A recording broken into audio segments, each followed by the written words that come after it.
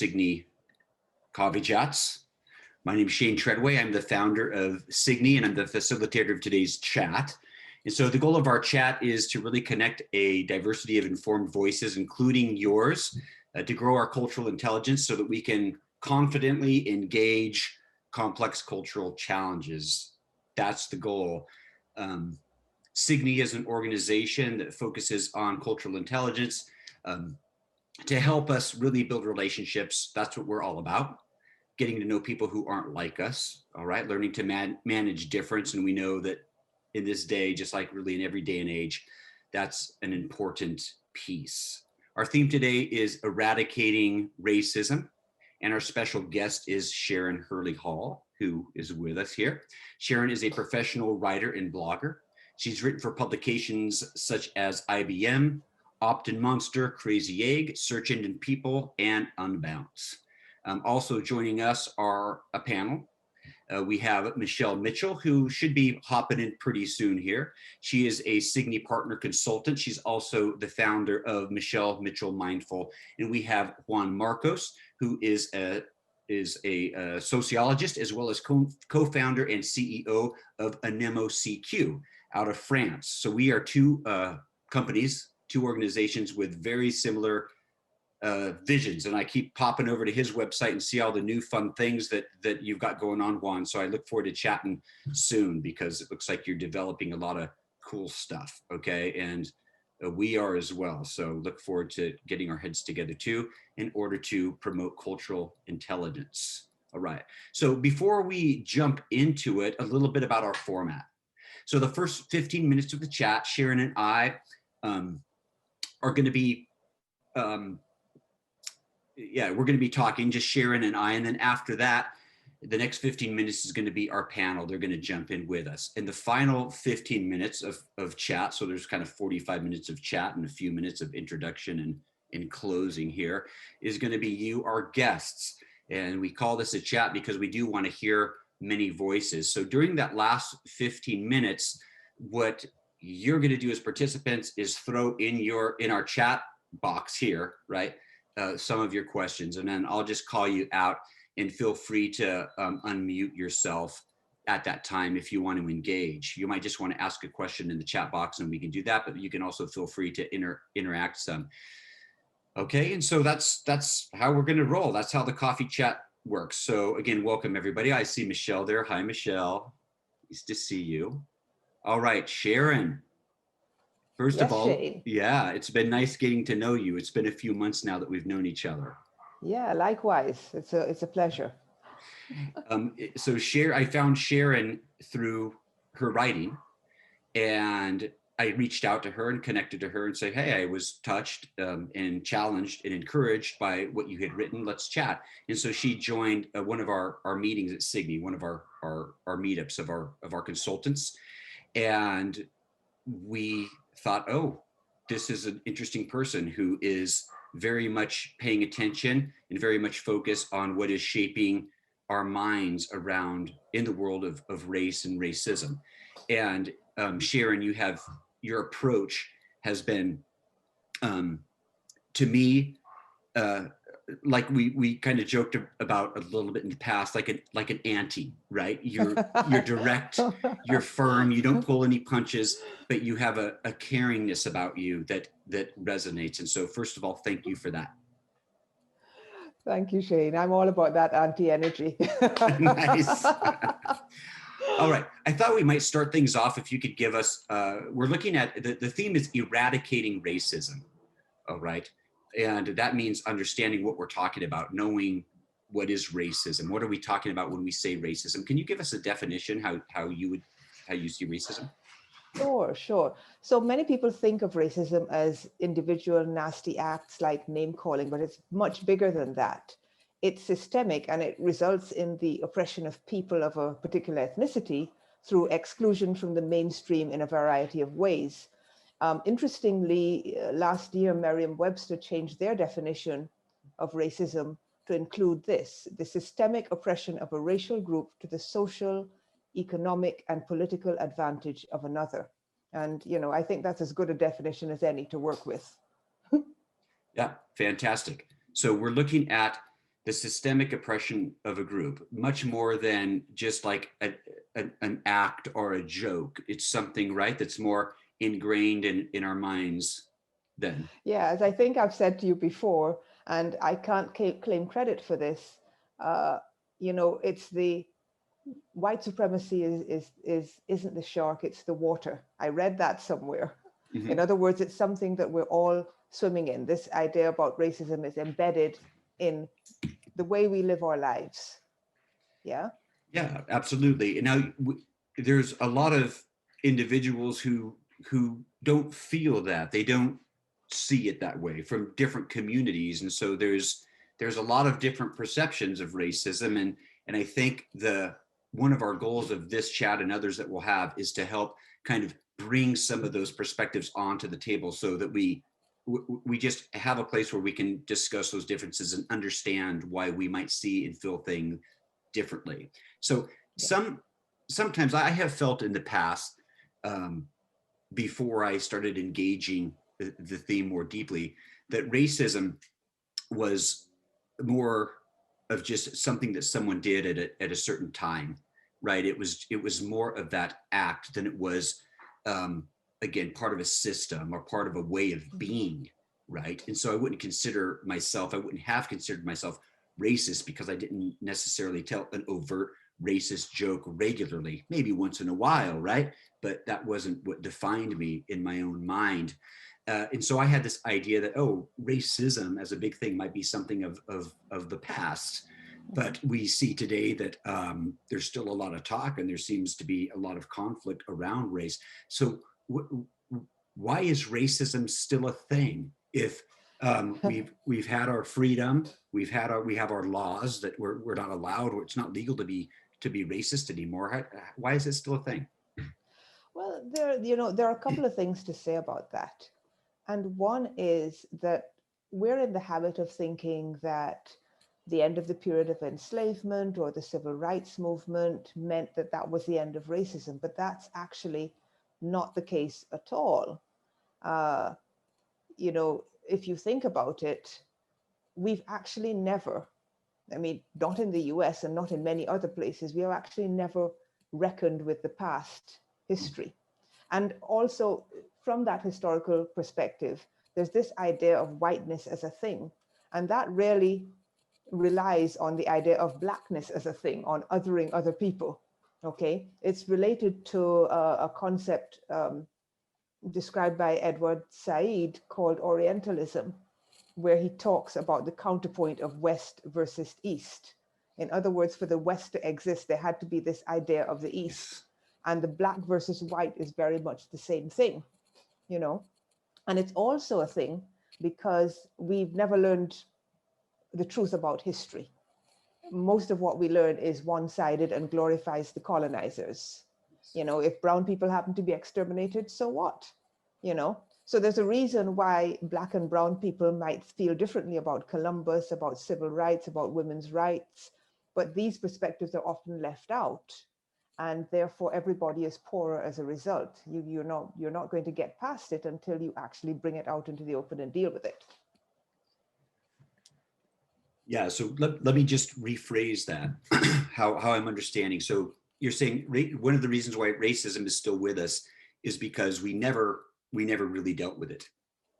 Exactly. Okay, and so, Exactly. you believe, you experience that, the main behaviors of racism, the ideas, the motivations behind racism of oppressing, uh, a people based, another group, a group that's not like your own, Mhm. that's still in existence because we never really brought it up to the surface and reckoned with the key components of the concept or of the behavior of the ideas.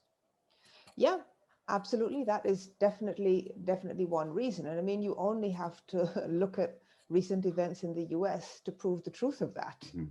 You know, there's people walking around the Capitol building with a Confederate flag, you know. And can I just say, for those who aren't aware and who don't know, and I'm sure everybody on this call is probably aware, right? The Confederate flag for Black and brown people is like the Nazi symbol for Jewish people, okay? The swastika. Okay, that's how we feel about it. That is a symbol of death and destruction.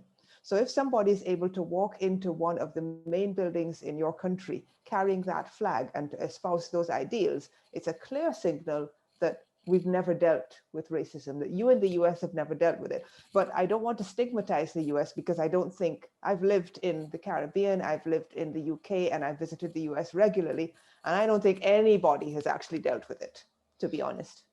Yeah, so we're looking at an international call to put race sort of once and for all, understand it on the table, identify it, recognize it, deal with it.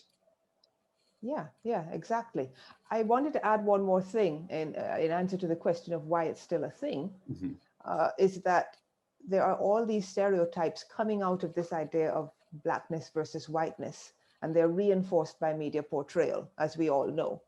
So there are stereotypes about, who's intelligent, who's more criminal, who's poor, who's educated.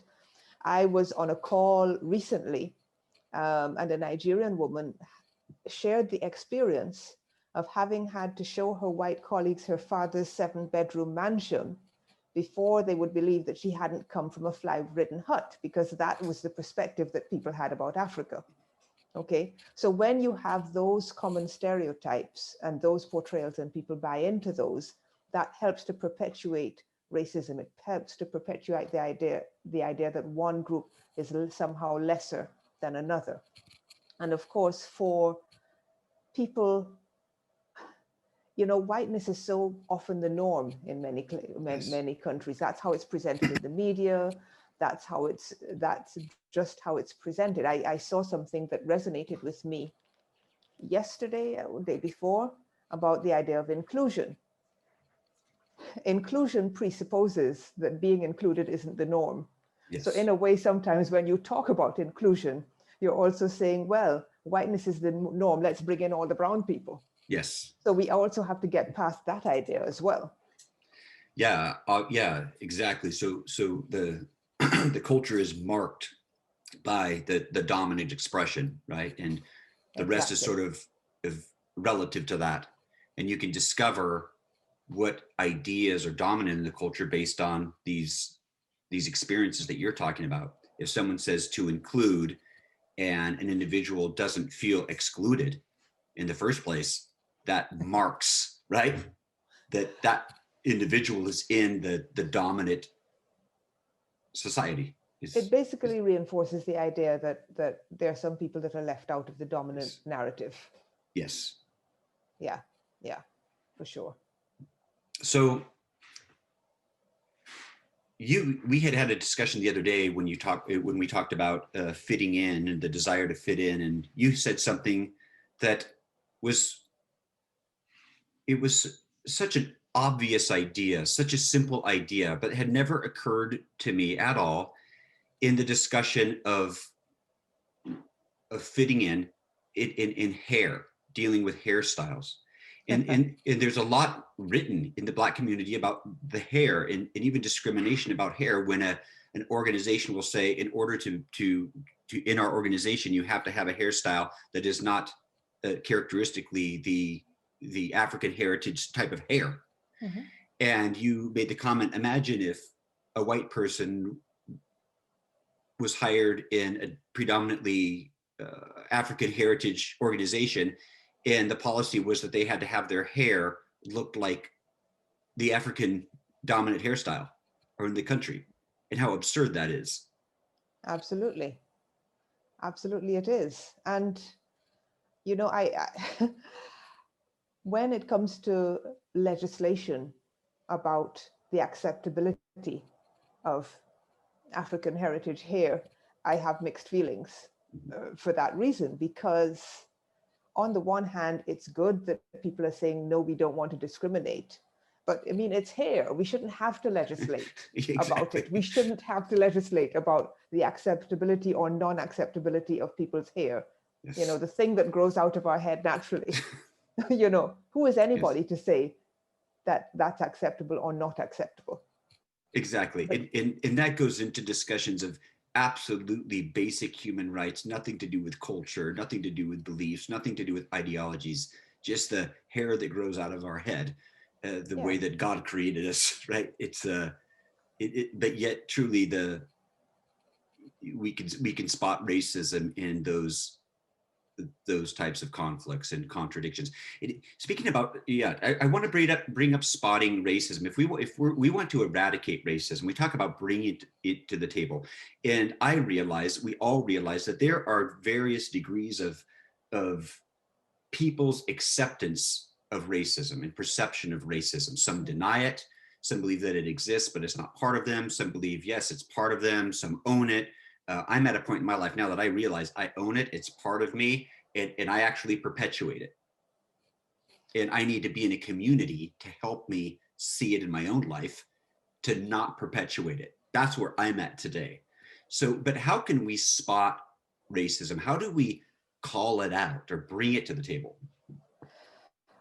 That's a difficult one because it's got so many levels. Of course, we've talked about hair. We've talked in many different conversations about microaggressions of different kinds, and I'm not going to go over those now. Uh, you know, Understanding the difference from where you're sitting between what might look like a simple inquiry and what is actually a microaggression, like where are you from, right? Yes. If I'm in a conversation with a white person and I ask them where they're from, it has a completely different resonance from if they ask me where I'm from, especially if they persist with it. Okay, there's this idea that people, black and brown people, can't be from the white majority country they happen to be in. Okay, but it's more than that. In a wider sense, it is, say, in a workplace setting, who's asked to speak, whose opinions are valued, who is overlooked, where do stereotypes affect how people are treated. Yes. If your black colleague walks into the room, does somebody else suddenly ask her to go and make the tea? Right? Right. Um, there are, but I think the important fact here is to be aware that it's happening. Yes. And then if you look for it, you will find it. It's not, someone said to me once, why is it that Black people think everything is about race? And my answer to that was, why would you assume that it's not about race? Most of us, we've had decades of experience in spotting racism in all its different incarnations, from name calling right back up to not getting opportunities at work, violence and so on, right? Sometimes it's obvious. I had an experience once where I was standing on the steps of a building with a bunch of other white people, and a white guy, came up to me and hit me, right? He picked me out of all the people that were on that step and bopped me in the eye. This was in England. Now, admittedly, he was probably high, but it's interesting that I was the person that he chose to take exception to. Okay, so there are a lot of examples. Even among Black people, sometimes we go back and we look at things and we say, was that racism, or was that person, just having a bad day? But when you start to see that many people share that experience, and there's a commonality in some of the experiences, you can say, yes, this is racism. When you see that certain people are not getting heard, not getting valued, no matter how much experience they have, because of the color of their skin. This is something that happens often in workplaces. I know many people who are, because the funny thing about it is, because Black and brown people know this, we know they have to excel. We are very often very qualified. We work hard, we produce, we deliver, but yet it is harder for Multiple us master's degrees, high education. Yes, yet it's harder for us to get our perspectives heard. And okay, you might say, you might say, okay, is that really racism? But yes, it is, because that's more a question of the water than an actual act. You know, the people that are perpetuating that may not even realize that subtly they're thinking, oh, this person isn't up to it. They're making an instantaneous judgment. So that's the part about being the water, Yes. not just the shark, right? That's just one example. No, that's a fantastic example. I'm going to say one last comment that directly related to what you just mentioned, if I don't forget it in the next 2 seconds, and then I'm going to open it up to our panelists. And again, I just like to sometimes repeat things, put things into my own words, not to mansplain. I'm aware of that, but I try to be aware of that, but just to reiterate, to see if there's understanding. What I'm hearing you say is you have had experiences in your life, and as you have conversations and interactions with people from the Black community and people from the white community, you realize that people in the Black community share these negative experiences in ways that people in the white community don't. That is correct. Right. And because I know a lot of the feedback when in the white community, when we're feeling defensive, because sometimes there's this feeling of being attacked, is that, hey, I've been discriminated against, right? Or I've had prejudice against me. And I think not that we have to go into that right now, but racism and prejudice there's some similarities and some nuances. But I think there's some very clear differences and nuances that need to be discussed. Again, we don't have to go into that. What do you think? I just want to say one thing, that is that the systemic power is what separates those two different experiences. Gotcha. Okay, and it's kind of a historical relationship of power. Okay, when somebody sticks their hand in my hair, for example, that's taking you right back to those days of enslavement when you had no agency over your own body. Yes. Okay. So it reads very different. You know, Yes. somebody white going to, say, an Asian country and having someone stroke their blonde hair, it still doesn't resonate in the same way as someone putting their hand in my hair. Gotcha. Yeah. That's a great point. Thank you so much. Michelle and Juan, I just want to open it up. We'll start with Michelle. Michelle, again, a reminder for those who may have come a little bit late. Michelle is a partner consultant with Signy. She also has her own firm called Michelle Mitchell Mindful. What's on your mind, Michelle? What would you like to chat about with Sharon? Well, this is my second time listening to Sharon, and I could probably just listen to her all day long. Partially because we're kind of sisters from the same island, right? So I have an unconscious bias there. But I want to say that this piece you said it wasn't yours or whatever, but I don't want us to go past this this, you're the water, not the shark. Yeah. White supremacy is the water, not the shark. Right. Like, wow.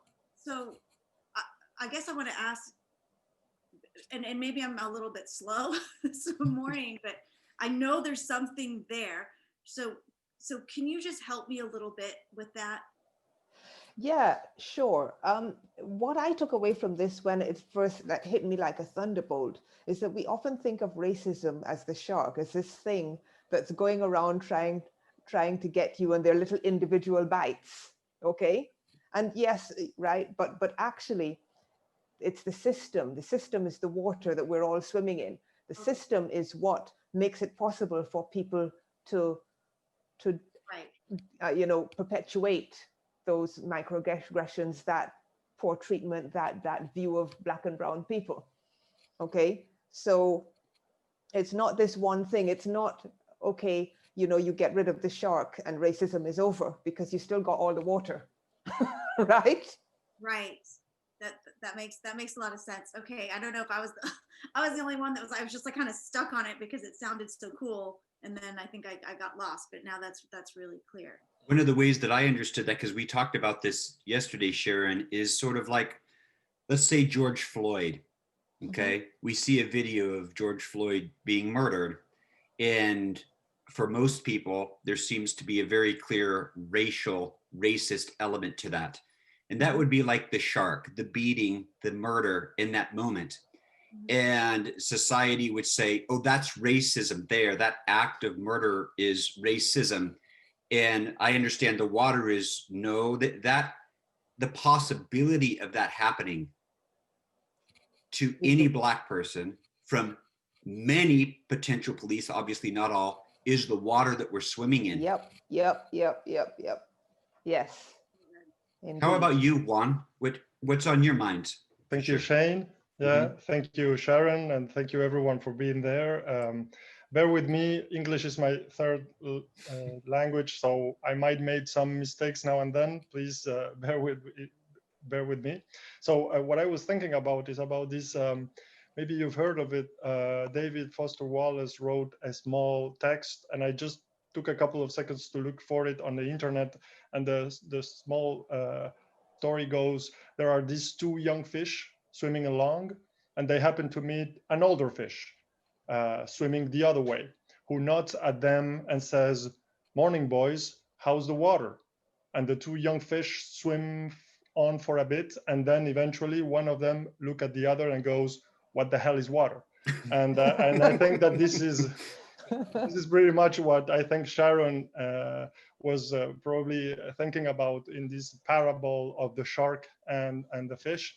And I really think that the systemic oppression that minorities lives in contemporary societies are linked to this invisible net of meaning and values and different constructs that affects the way in which we perceive one another and affects the way in which we behave, and more tragically they sometimes affects the way in which we act, and that's the way also in which in continental Europe, to bring on some novelties from the old continent, this is the way in which I think from for the last 40 or 60 years, the debate has been structured. In a way, there is these two ideas on racism, and this might interest Sharon, of course, which is her basic subject matter. Here, I think that in a way, we distinguish,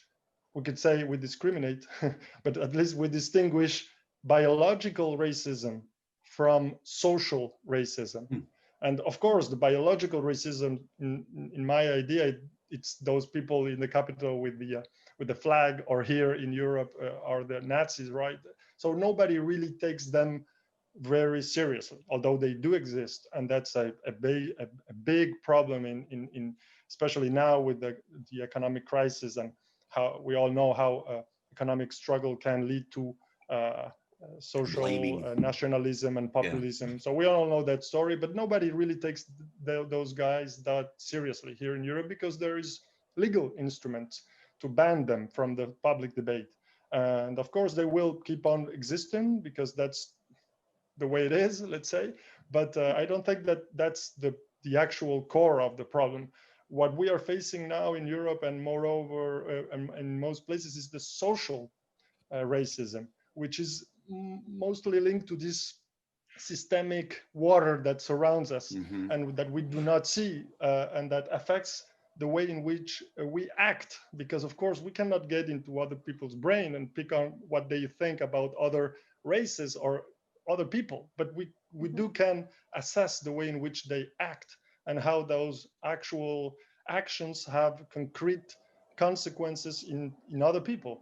And this leads to the question I wanted to ask Sharon, because as an adult trainer, I train social workers who are often in this environment, in multicultural environments, and they sometimes see actual comments or actions or behaviors that they identify as being racist, as being part of the water in which we all swim, and they want to act, they want to do something, they want to say something, they want in some way to react and try to change the mindset of the youngsters with which they work, or the intergenerational groups in which the elders may have these old conceptions about.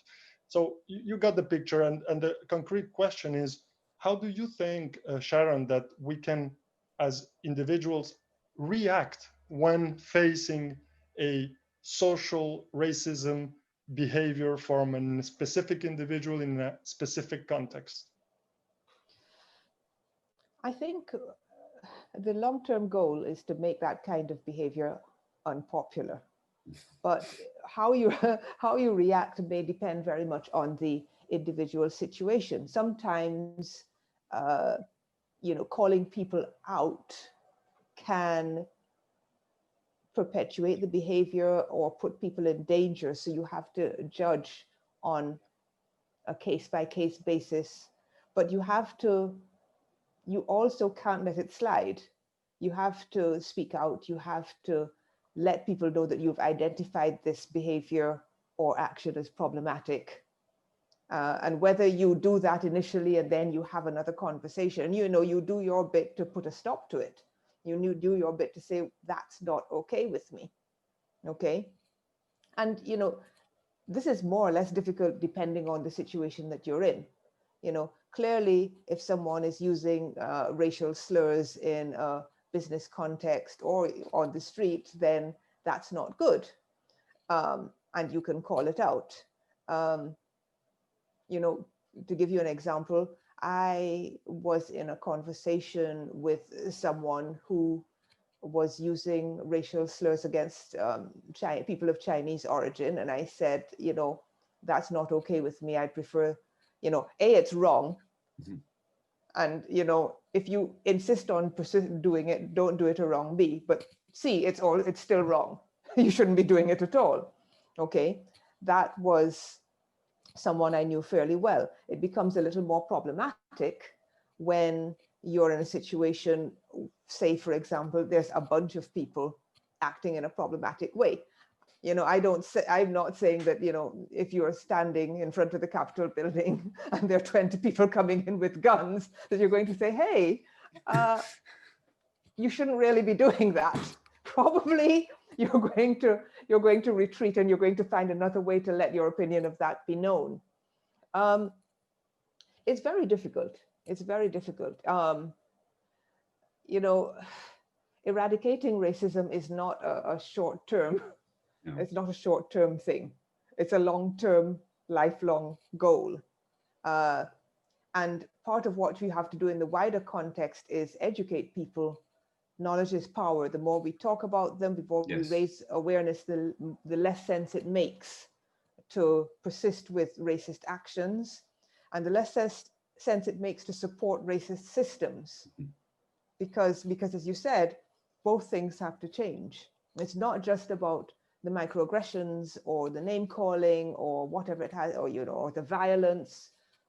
You have to change the system that makes it possible for these things to happen. Okay, you need to change the systems that keep Black people in some situations in poverty, gives them less access to education, affects their experience of health care. You have to change those systems, but the two go together, because people work in systems. I don't know if I actually answered your question, Juan Marcos.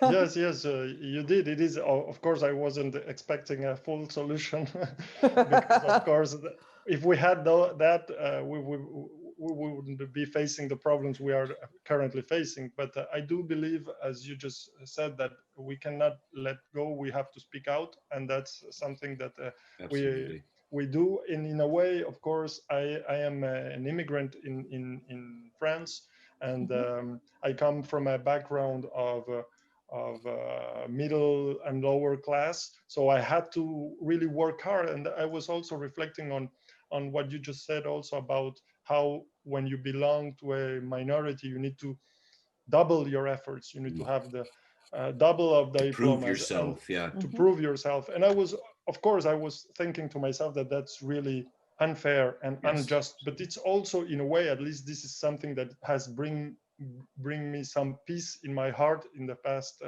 in the past years, it's also in a way our historical role. And I think that you are fulfilling your historical role, Sharon, by speaking out and trying to be the representation of what's actually possible for other people. And I think that sometimes that's also something that it's really important to actually fulfill that historical role. Fantastic.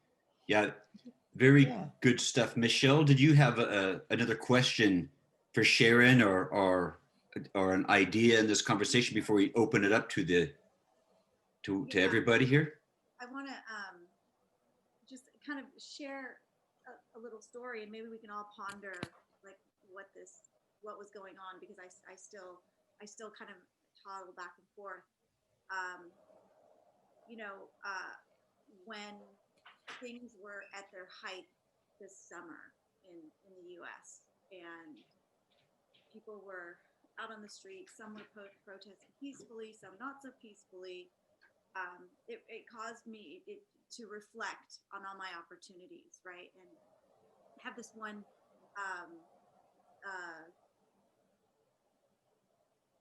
director, my supervisor, who was at the time, in my past, never got in my way, right? Somebody that would, I never thought this person ever saw the color of my skin or the fact that I was a woman. They just kind of saw, hey, this person can do the job. And I sent him a message and I said, I want to thank you. I'm having this reflective moment, and I want to thank you for never seeing the color of my skin and never holding that, holding me down for that. And I wrote some other things, and he wrote back, well, I want to thank you for never judging me on the color of my skin.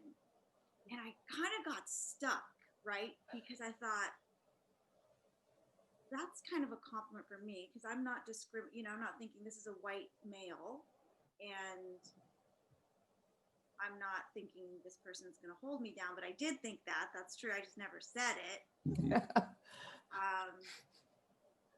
And then a second later, I thought, he didn't hear a thing I said. So I land in this squishy, gray, murky spot, right? And it's not like going to save the world or end the world, either way. But I do contemplate it every now and again when I talk to him, because I think in my mind, did he miss something? Did I miss something? I don't know. So Michelle, are you saying that his comment just sort of, your comment had a very specific connection to who you were and your identity? Yes. And your uniqueness, and then his comment sort of neutralized that? Yes. Wow. Absolutely. Instead of taking I didn't feel like it kind of, because I really thought about it for a long time before I sent the message, right? Because I was like, yeah, should I bring this up? Should I open this can? Yeah.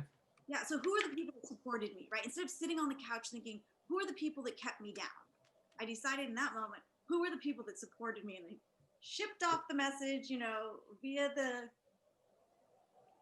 thing that we do. And yeah, so I just threw that out there because I've not landed on it one way or the other. Yeah. So. And I appreciate that too, about your, knowing you and your conversation. You're also very open about the just that area of, sometimes you're just in that, maybe that fog area. So yeah, thank you for. Yeah. What do you think about that, Sharon? That area, that space? I've been in that fog space before in a different setting. When I was living in France, actually, and I had an American roommate, and we were having a conversation, and I realized we were having a conversation, and she said, she was talking about Black people she knew in the States, which was to say none. She'd had some idea of the media, right? And she said, I think of you as white. And I was young. I was, 21, 22. And I just did not know what to do with that. I actually went out and walked for 4 hours trying to process what was going on there. Yeah. And it took me years to actually come around, realize that what she meant, she was trying to be complimentary, I think. But what she really meant was that I didn't fit in with the norms that she had had around what Black and brown people were. And this is why I say it's the water, right? This is why I say it's the water. And I think that the only way that you really solve that is by, for white people especially, to widen their circle. You get to know people of different ethnicities. You get to know, and the more you get to know people, the less sense racism makes, right? Yes. You have to, you support your colleagues, obviously, in a work setting. You let white racists know that their behavior isn't okay, and you are actively anti-racist and continue to educate yourself. We're all learning, right? It's not just a US problem, a UK problem, a France problem. It's kind of a world problem. Post-colonial societies, and Michelle will back me up on this, have a great problem with internalized racism as well, because there's still this idea in the water, even though it's not what you see. In the water is that, white is the best thing, right? That's what's in the water. We may have, we may be 95% people of African origin, but that's still what is in the water. And that's another thing that has not been dealt with. Yeah, in my story is, for those of you who have heard it, I'm not going to be long. I became aware of racism in Peru. In my own whiteness, my own white supremacy, I saw it, I lived it in Peru. And once I got in different water, right, I could see it, and I wanted to see it. Because the most of Peru is not white, but their goal, exactly like they said, they have measurements. There's what's colorism. They seek to be white. We lived 5 years in an indigenous community, and I was taken back one day. One of the gentlemen from the community, with a couple of sheep behind him, looked at us, because we had lived there, and a white person living in their community was unheard of. And he said, and I have 2 daughters, and he said, "Oh, great, now we can make our race better. Podemos mejorar la raza," because we have white girls now. That just right from his mouth, right on the street, that was the welcome, and he walked on down the road. So when that happens in your life, you can't think the same. And that was kind of my experience. We have, till sometime here, I'd like to get involved, our participants. I'm seeing Ellen Wagner on the chat. What you said, Ellen, that caught my mind when we were talking about the water and the shark is, I'm assuming your African heritage, because you said you didn't realize that there was the racism that was against you. You took it personally, and you said it was a relief once you found out it was systemic, because you realized it wasn't personal. Could you explain that? Are you able to click on? Would you like to join and engage with Sharon? Yes. Yes. Hi, everyone. It's so good to be here. And the first time, Shane, I came on this coffee talk, I saw Sharon, we connected, I got your newsletter, and it's every time like, oh, wow. It's like, yes, yes, I'm feeling you. And a very long time in my life, I never had that. I never listened to the opinions of others who felt like me. So what I meant by being raised colorblind by white parents, that was no bad intention. And like you said before, racism got nothing to do with intention, right? But they still do that. They do that until today. They do. They say things that hurt me and break my heart. And I came to the realization, well, I need to meet them with empathy. This is my only way that I can stay sane, that I can protect myself. And I am myself an anti-racist expert, or I call myself diversity, equity, inclusion expert, and I help organizations to start to move along this long journey. And they always want to have some hands-on tips. Ellen, what can we do to do diverse recruiting? And I'm saying, let's go back a little and start within your culture. How do the people feel? Do they feel like they belong? And I would start with kind of education to bring everybody on the same page. What are we Yes. talking about? What is racism? So that we can have a language and that we know what we are talking about. And in these workshops, I'm not saying, oh, hello, white people, you know, it's a relief. You're all racist, so don't worry. I'm losing half of the room because the workshops I'm doing are in Germany or here at the East Coast, where they are mainly predominantly white spaces. So I learned that don't talk about white male, don't talk about cisgender. I don't do this because I scare the hell out of the people and I lose them the moment I enter a room. I'm a queer Black person, and that alone is a threat. So to some people, okay. So I learned how to do it a very empathetic way. And there are activists in my space who say this is anti-racism light. But for me, that's okay because the approach that I'm doing is from a kind of understanding side. I know my parents, they love me and many other people love me, but they still hurt me. And I try to take them by the hand and do little baby steps, taking them to my world, making them feel what is it like to be categorized and how do you feel. So I look for examples, like you just said. Imagine you need to curl your straight hair and go to work. Yeah. Imagine you enter a workshop and I would say, hello, ladies, and the red-haired one. So I try to switch the perspective Exactly. That's so they can feel categorization is the first step towards discrimination and how that feels. And for me, that Yeah. approach is okay and it works really fine. But I also think we need activists who are very loud, who are very angry, and who are out there to also disrupt and try to change the system this way. But my approach is to really get the influencer, like let's say a CEO of a medium-sized German company, white, male, middle-aged, got nothing to do with discrimination, racism, never heard it. He doesn't really, my experience, care about all these topics. So how can I bring him into the boat?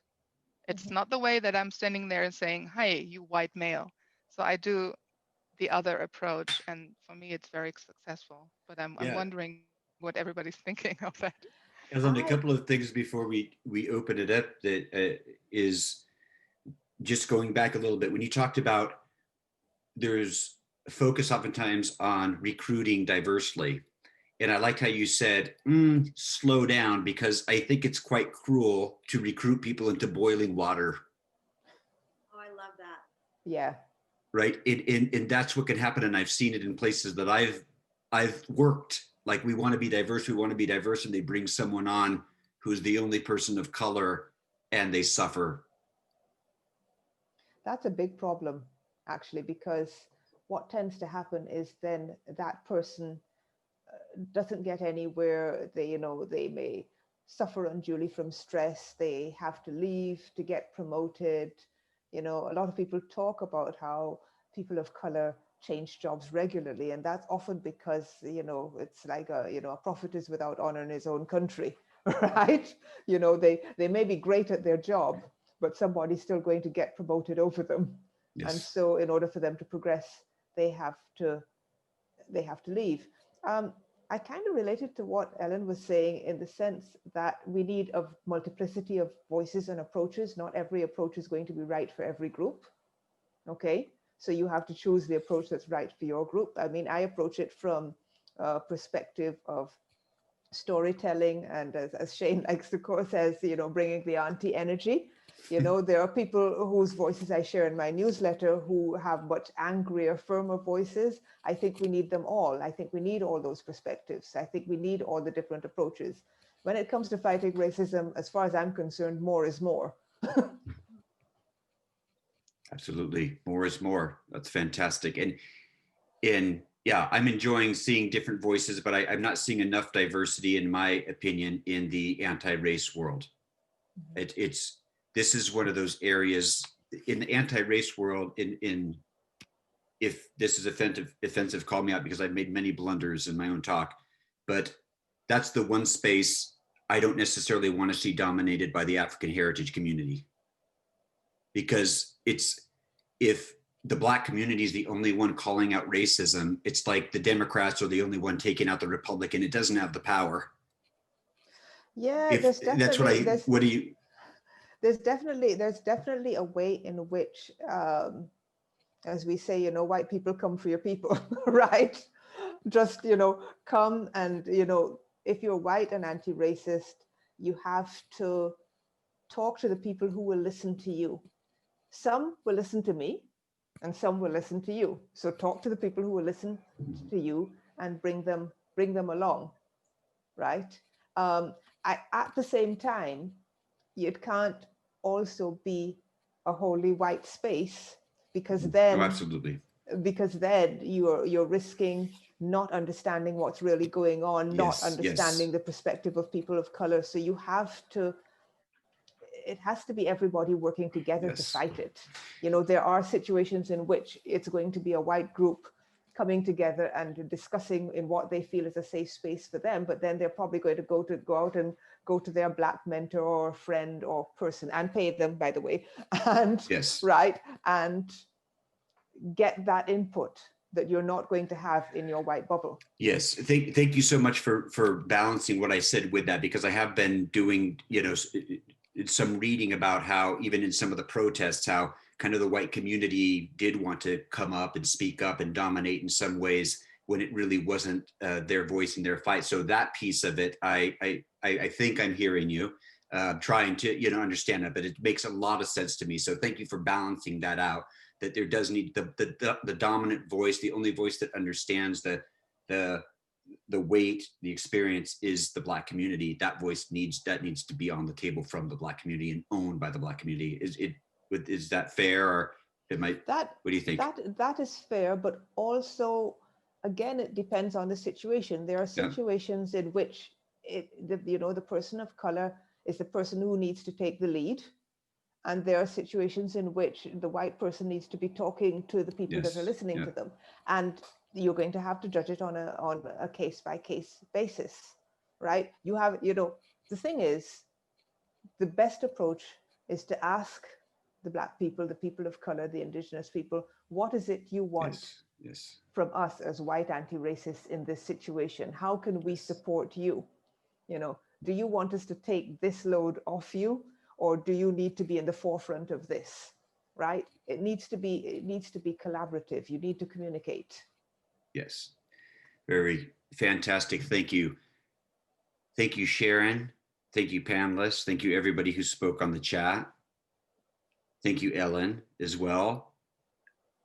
I'd like to give now, Sharon, just some time for you, a few minutes here to share people what you're up to, how could they connect with you, how can they get on the newsletter and support you.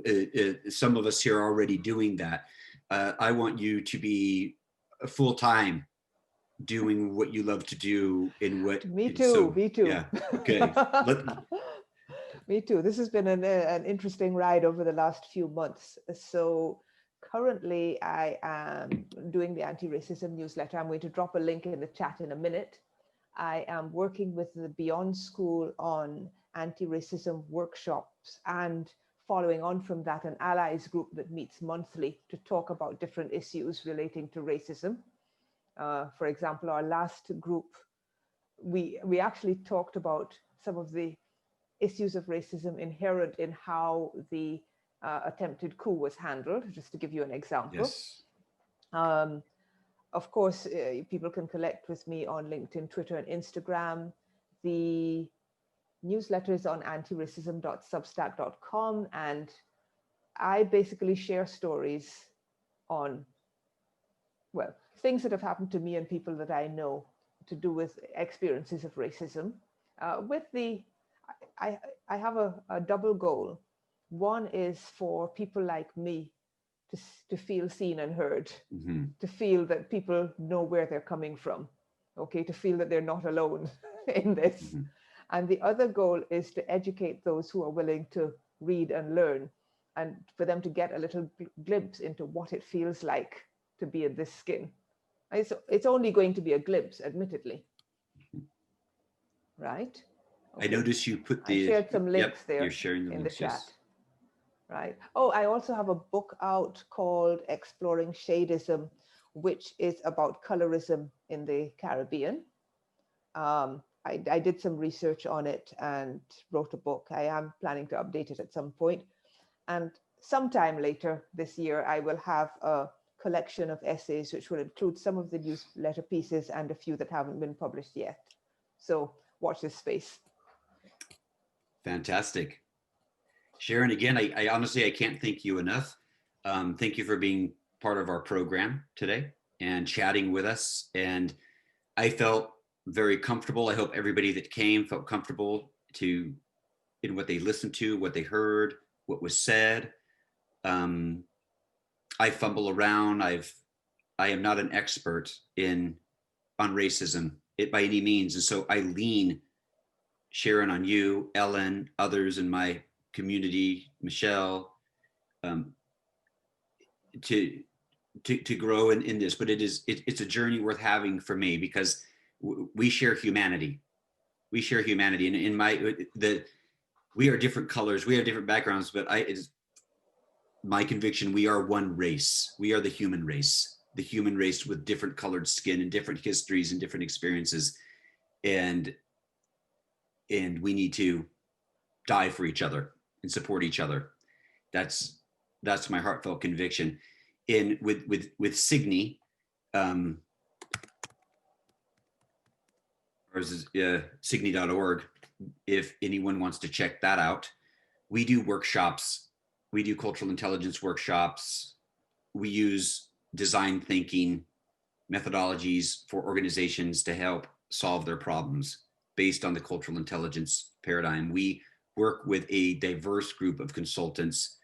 And so when the need is to understand race, we bring in experts like Sharon to talk about race from those perspectives and have these type of discussions with organizations. I'm an anthropologist. I spent my time in Latin America. As I've said before, I understood race. I was blind to race my whole life growing up in a small white town. And it wasn't until I was out of in the different water, like I said, that I saw it. And once I saw it and started paying attention, I realized there's so much pain. There's so much wrong. And I want to be an advocate against race, right? And so as an organization, our goal is to help any organization or any individuals who want to be on this journey to start. And I think starting by connecting with Sharon is a first step. If you have an organization that wants to just do DEI type work, please feel free to reach out to us, and we can start creating a very contextualized approach for your DEI and bringing in the people that you need to solve the problems that you have. So thank you, everybody. Again, guests, participants, everyone who spoke on the chat. I'm reading, very happy to see what I'm reading. And especially thank you, Michelle, again. Thank you, Juan and Sharon. Thank you again. It was a wonderful time. Happy to be here. Yes. Thank you.